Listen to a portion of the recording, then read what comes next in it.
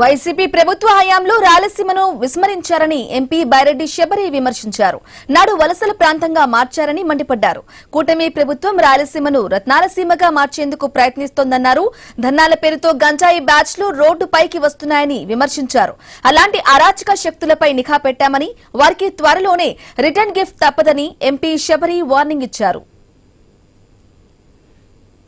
వైఎస్ఆర్సీపీ ప్రభుత్వం ఏదైతే ఉందో వాళ్ళు ఏమైనా అభివృద్ధి చేశారా రాయలసీమకు అని నేను ప్రశ్నిస్తున్నాను.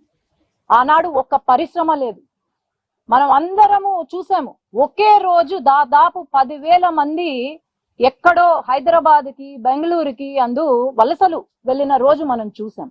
కానీ ఈ రోజు పక్కన జిల్లాల నుంచి, పక్కన రాష్ట్రాల నుంచి మన రాష్ట్రానికి వలసలు వస్తున్నారు. ఎందుకు? పెట్టుబడులు ఎక్కువ ఉన్నాయి, ఉద్యోగాలు వస్తాయి, ఇక్కడ బాగుంది అనే ఉద్దేశంతో ఇక్కడికి రావడం జరుగుతుంది.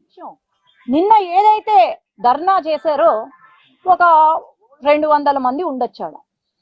ఆ 200 మందివి చిట్టా తీస్తే ప్రతి ఒక్కరి పేర్లు అక్కడ ఎవరున్నారు ఏంటి అనేది ప్రతి ఒక్కరి పేరు, వారి చిట్టా, వారి చరిత్ర అన్ని లిస్ట్ వచ్చాయి. దాంట్లో సగం మంది గంజాయి బ్యాచ్, ఇంకొంతమంది కిడ్నాప్ చేసే వాళ్ళు, ఇంకొంతమంది అటెంప్ట్ మర్డర్లు ఉన్న వాళ్ళు. ఇలాంటి